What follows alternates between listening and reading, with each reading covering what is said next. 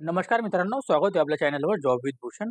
तुमच्यासाठी एक चांगली जॉब ऑपॉर्च्युनिटी घेऊन आले मित्रांनो. ही जी भरती असणार आहे मित्रांनो, राज्य उत्पादक शुल्क विभागाकरिता नवीन पदनिर्मिती करण्याबाबतचा हा जी आर आलेला आहे मित्रांनो. महाराष्ट्र शासनाकडून 31 जुलै 2025 चा लेटेस्ट जी आर असणार आहे. ओके, संपूर्ण म्हणजे तुम्हाला मी या व्हिडिओमध्ये देणार आहे. तर व्हिडिओ शेवटपर्यंत नक्की बघायचा आहे. चॅनल नवीन असेल चॅनल सबस्क्राईब करून ठेवायचे, बेल आयकॉनला प्रेस करून ठेवायचे आणि आपल्या Telegram channel, WhatsApp group, Insta ID, Facebook आयडीला फॉलो करून ठेवायचे. चला तर मग सुरू करूया व्हिडिओला. आता ही जी भरती निघालेली आहे, आता जी आर आलेला आहे मित्रांनो, राज्य उत्पादक शुल्क विभागांकरिता नवीन पदनिर्मितीबाबतचा हा जी आर असणार आहे. महाराष्ट्र शासनाकडून गृह विभागाकडून हा जी आर आलेला आहे. दिनांक 31 जुलै 2025 चा लेटेस्ट असा जी आर असणार आहे. आता याच्यामध्ये त्यांनी प्रस्तावना दिलेली आपण जे की वाचून घेणार आहोत.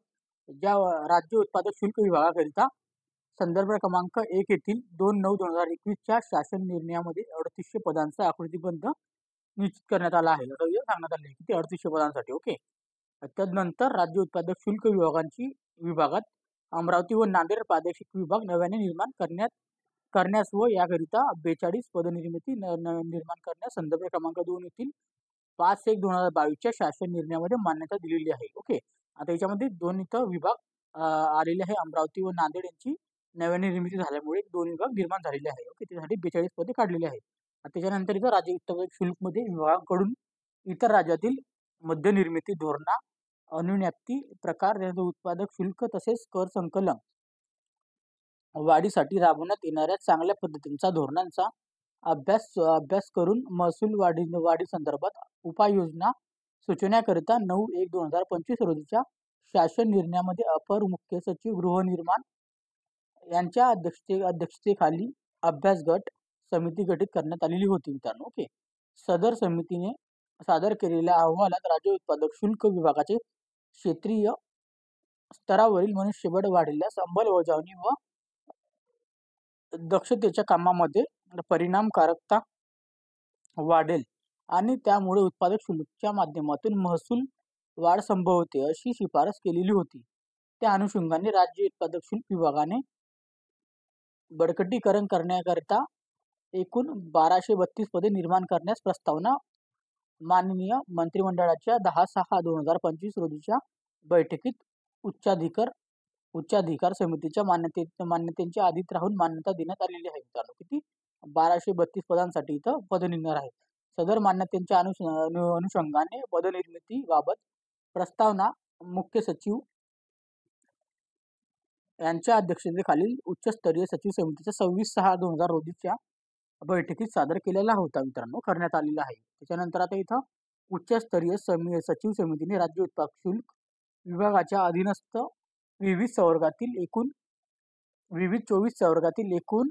1232 नवीन पदांच्या निर्मितीस मंजुरी दिलेली आहे मित्रांनो. किती? 1232 पदांसाठी.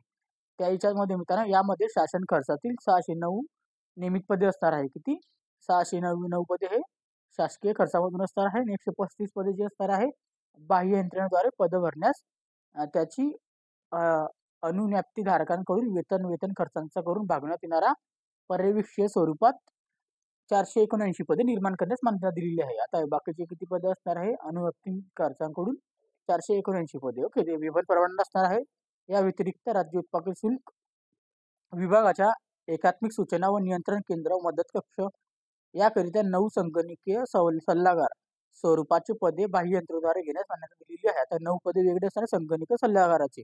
त्या अनुषंगाने सदर पदनिर्मिती शासन निर्णय निर्गमित करण्यास बाब शासनाच्या विचारधनात होती मित्रांनो. ओके, आता याच्यामध्ये दिलेले राज्य शासनाचा निर्णय राज्य उत्पादक शुल्क विभागाकरिता खालीलप्रमाणे 1088 पदे निर्माण करण्यास व नियमित पदे 1088 असणार आहे व बाह्य यंत्रणेद्वारे 144 पदे निर्माण करण्यास शासन मान्यता देण्यात येत आहे मित्रांनो. ओके, शासनाकडून मान्यता आलेली आहे.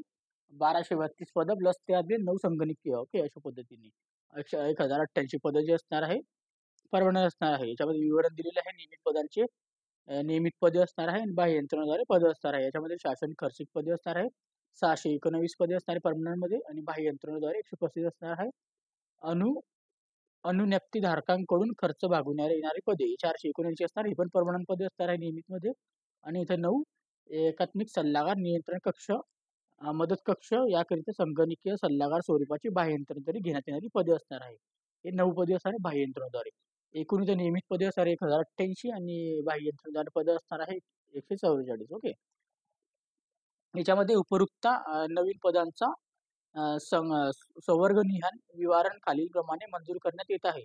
आता नियमित पद्धतीचे भरण्याची पद्धत दिलेली आहे. याच्यामध्ये पदनाम, वेतन श्रेणी, शासक खर्च पदे व अनु अनुज्ञप्तिक धारकाकडून खर्च करून भागवण्यात येणारे पदे. ओके. एकूण प्रमाणे असणार आहे. याच्यामध्ये मित्रांनो गटाची भरती दिलेली सगळ्यात पहिले अपर आयुक्त, त्याच्यासाठी 27 सॅलरी असणार आहे. 1,23,100 ते 2,15,900 एवढी सॅलरीला मिळू शकते. इथे एक पद असणार आहे. सहाय्यक आयुक्त S25 सॅलरी असणार आहे. याच्यामध्ये 78,800 ते 2,09,200 एवढी सॅलरी असणार आहे. याच्यात एक पद असणार आहे. उप आयुक्त वरिष्ठ श्रेणीमध्ये मित्रांनो S23 सॅलरी असणार आहे. 67,700 ते 2,08,700 एवढी सॅलरी मिळणार आहे. याच्यात दोन पद असतात नियमित पदांमध्ये. वरिष्ठ स्थापना अधिकारीसाठी S22 सॅलरी असणार आहे 60,000 ते 1,90,800 यांना एक पद असणार आहे.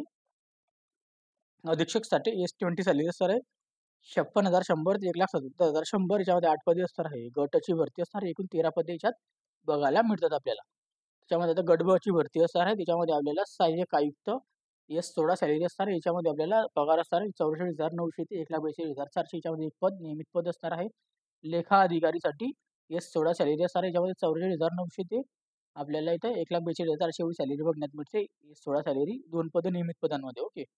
अधीक्षकची S16 सॅलरी असणार आहे. याच्यात 44,900 ते 1,42,400 एवढी सॅलरी बघण्यात मिळते. याच्यामध्ये 12 पदं असणार आहे. चांगली पॉझिटिव्ह बघण्यास मिळते. ओके. निरीक्षकसाठी तर वॅकन्सी असणार S15 सॅलरी. याच्यामध्ये 41,800 ते 1,32,300 एवढी पगार असणार आहे. याच्यामध्ये 22 पदे असणार आहे. याच्यामध्ये आपल्याला गडबच्या भरतीमध्ये टोटल 37 पदे असणार आहे. ओके. आता सगळ्यात बंपर भरती असणार आहे गट क मध्ये. त्याच्यामध्ये आपल्याला दुय्यम निरीक्षकसाठी S12 सॅलरी असणार आहे 32,000 पासून 1,06,000 रुपये. याच्यामध्ये 30 पदे असणार आहे परमनंट मध्ये आणि हे पण परमनंट असणार 185 पदे अनुज्ञप्तिक खर्चामधून. ओके.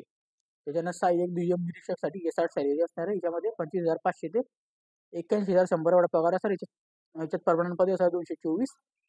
अनुव्याप्ती पदे असणार आहे खर्चातून भागवणारे 103 पदे. ओके. पण जेव्हा परमनंट पदे असणार आहे. जवानांसाठी ते S7 सॅलरी असणार आहे 21,700 ते 69,100 एवढा पगार मिळणार आहे. 154 पदे असणार आहे. याच्यामध्ये आपल्याला अनुव्याप्तीमधून 191 पदे असणार आहे. जवान वाहन चालकसाठी ते S7 सॅलरी असणार आहे 21,700 ते 69,100 एवढा पगार असणार आहे. याच्यात 131 पदं असणार आहे मित्रांनो. ओके. त्याच्यानंतर इथं प्रमुख लेखपाल याच्यासाठी वॅकन्सीसाठी S15 सॅलरी असणार आहे. याच्यामध्ये 41,800 ते 1,32,300 2 पदे बघायला मिळतात नियमित पदांमध्ये. ओके. त्याच्यानंतर उपलेखपालसाठी ते S13 सॅलरी असणार आहे 35,400 ते 1,12,400 एवढी सॅलरी मिळू शकते. 2 पदे बघायला मिळतात. आणि कार्यालय अधीक्षकसाठी S14 सॅलरी 38,600 पासून 1,22,800 12 पदे बघायला मिळतात. लेखपालसाठी S8 सॅलरी 25,500 ते 81,100 एवढा पगार बघायला मिळतो. 4 पदे बघायला मिळतात. ओके.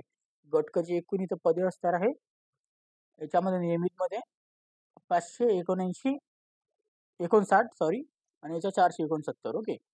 479. गट अ, गट ब, गट क मध्ये 619, 609 पदं इथं परमनंट असणार आहे आणि इथं अनुवैयक्तिक खर्चामधून 479 पदे असणार आहे. टोटल इथे 1,088 पदं परमनंट असणार आहे ही सगळी पदं. ओके. त्याच्यानंतर मित्रांनो बाह्य यंत्रणेद्वारे सेवा घेण्याची पदे.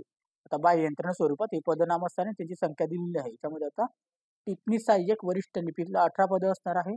लेखपालसाठी 19 पदांसाठी भरती असणार आहे. लिपिक टंकलेखनासाठी 64 पदांसाठी भरती असणार आहे. लघुलेखन उच्च श्रेणीसाठी 1 पद, लघुलेखन निम्न श्रेणीसाठी 8 पदे, त्यानंतर लघु टंकलेखनाचे 1 पद, पट्टा नाईकसाठी इथं 1 पद आणि चपराशीसाठी 23 पदे. जी बाह्य यंत्रणेद्वारे 135 पदं असणार आहेत. ओके. त्याच्यानंतर संगणकीय सल्लागार स्वरूपात बाह्य यंत्रणेद्वारे घेण्याची पदे. याच्यामध्ये पदनाम आणि पदसंख्या. संगणक ज्ञान असलेली अधिकारी. ओके. याच्यामध्ये कर्मचारी माहिती तंत्रज्ञान विभागाच्या अधिपत्याखालील महा-आय-टी मुंबई यांच्याद्वारे बाह्य यंत्रणेद्वारे घेण्यात येणाऱ्या सेवा. याच्यात 9 पदं असणार आहे एकूण. ओके.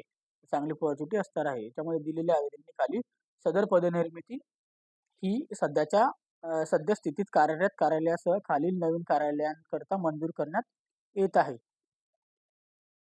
विभागीय उपायुक्त बृहमुंबई, मुंबई उपनगर, ठाणे, पुणे, नाशिक, नागपूर, अहिल्यानगर या जिल्ह्याकरिता प्रत्येकी एक नवीन अधीक्षक कार्यालय आहे मित्रांनो.